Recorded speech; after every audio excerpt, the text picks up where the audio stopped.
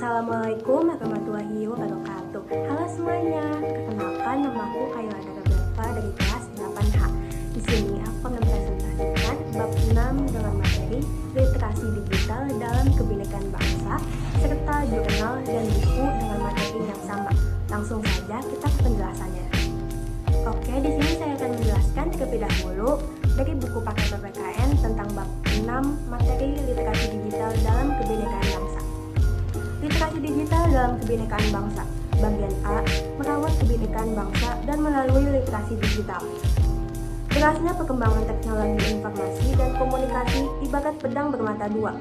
Ia bisa menghadirkan manfaat, namun juga berpotensi memunculkan mudarat, tergantung bagaimana penggunanya.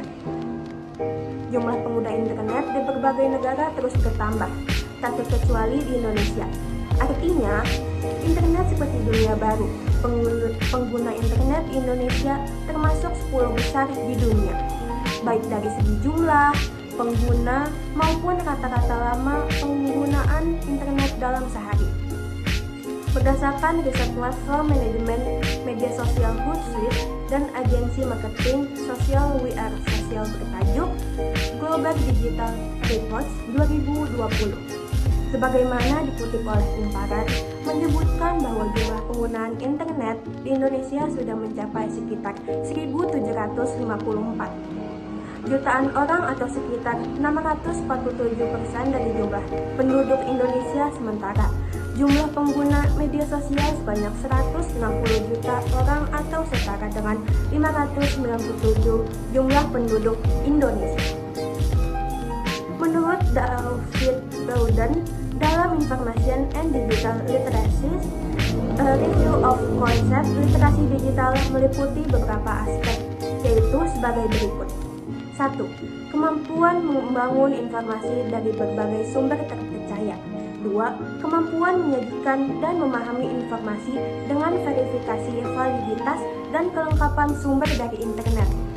3. Kemampuan membaca dan memahami materi informasi yang tidak berurutan atau non-sekuensial dan dinamis. 4. Kemampuan menghubungkan informasi dalam media konvensional atau koran dengan media berjaringan yaitu internet. Selanjutnya bagian B yaitu etika berinternet atau netiquette. Prinsip umum pertama netiquette adalah think before posting atau pikirkan sebelum mempublikasikan. Sadarkah kalian, sekali kalian menekan tombol enter mengunggah, itu artinya konten yang kalian unggah sudah menjadi milik umum. Ia dengan mudahnya tersebar dan beranak pinak tanpa bisa dikendalikan. Prinsip umum kedua netiquette adalah sharing sebelum sharing atau bagikan. Bila kalian mendapat konten tentang suatu hal, maka menyaringlah terlebih dahulu. Ada 3 hal yang harus kalian terapkan ketika sedang menggunakan media sosial. Yang pertama yaitu menulis atau memposting informasi yang valid dan benar. Kedua, jangan mengintip apalagi mencuri data orang lain. Yang ketiga, yaitu pilihlah konten dalam dunia maya yang bermanfaat dan produktif. Terakhir yaitu bagian C, literasi digital untuk kemajuan bangsa. Digital competence adalah kemampuan untuk memilah dan mengolah saat berhadapan dengan berbagai informasi dalam dunia digital. Digital usage adalah kemampuan untuk tujuan produktif, seperti untuk bisnis dan pendidikan. Digital transformation adalah kemampuan untuk melakukan inovasi menghasilkan metode atau produk baru yang bermanfaat bagi masyarakat dengan memanfaatkan teknologi digital. Contoh digital transformation adalah Gojek.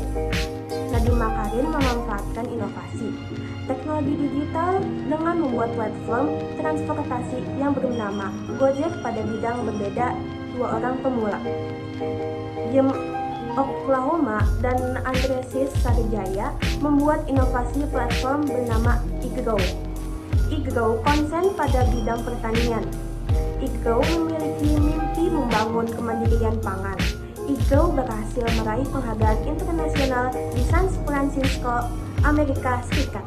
Selanjutnya yaitu jurnal dengan materi literasi digital yang ditulis oleh Haikal Atala Naufal.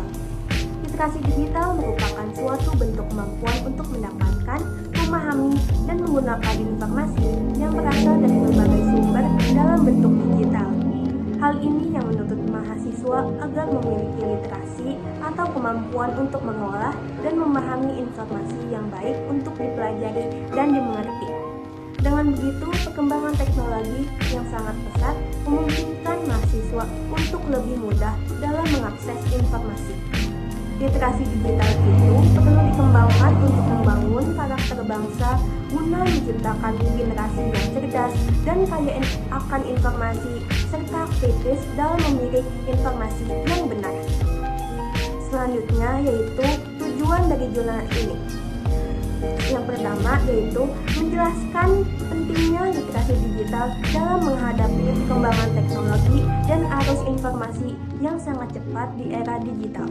Yang kedua yaitu mengedukasi pembaca, khususnya mahasiswa, mengenai peran literasi digital dalam proses pembelajaran dan pengembangan kreativitas. Yang ketiga yaitu menumbuhkan kesadaran akan perlunya kemampuan memilah informasi yang benar dan relevan untuk menghindari dampak negatif dari informasi palsu dan penyalahgunaan teknologi.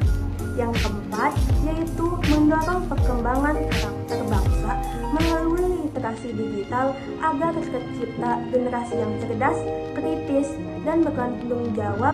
Selanjutnya yaitu tujuan jurnal ini. Tujuan jurnal ini yang pertama yaitu menjelaskan pentingnya literasi digital dalam menghadapi perkembangan teknologi dan arus informasi yang sangat cepat di era digital. Yang kedua, mengedukasi pembaca, khususnya mahasiswa, mengenai peran literasi digital dalam proses pembelajaran dan pengembangan kreativitas. Yang ketiga, menumbuhkan kesadaran akan perlunya kemampuan memilah informasi yang benar dan relevan untuk menghindari dampak negatif dan informasi palsu dan penyalahgunaan teknologi. Yang terakhir, mendorong pengembangan karakter bangsa melalui literasi digital agar tercipta generasi yang cerdas, kritis, dan bertanggung jawab dalam memanfaatkan teknologi. Yang terakhir yaitu buku perpus yang telah saya rangkum dengan materi media massa dan komunikasi, teknologi informatika dan komunikasi. Kebutuhan manusia yang tidak terbatas dan juga semakin berkembangnya zaman membuat memicu perkembangan suatu teknologi. A. Perilaku menyimpang. Tayangan-tayangan semacam hiburan terkadang berdampak buruk pada diri anak, terutama remaja. Selain itu, dengan media massa tersebut, masyarakat dituntut untuk menganalisa antara yang baik dan buruk. B. Mengubah gaya hidup. Berdasarkan penelitian, anak yang berlebihan dalam menonton televisi, cara hidupnya menjadi pasif dan malas. Tayangan-tayangan pada acara televisi dapat memberikan pesan moral apabila acara tersebut mendidik tetapi juga menghibur. Sekian presentasi tugas PPKN saya. Mohon maaf bila salah kata. Yang lebihnya mohon dimaafkan. Wassalamualaikum warahmatullahi wabarakatuh.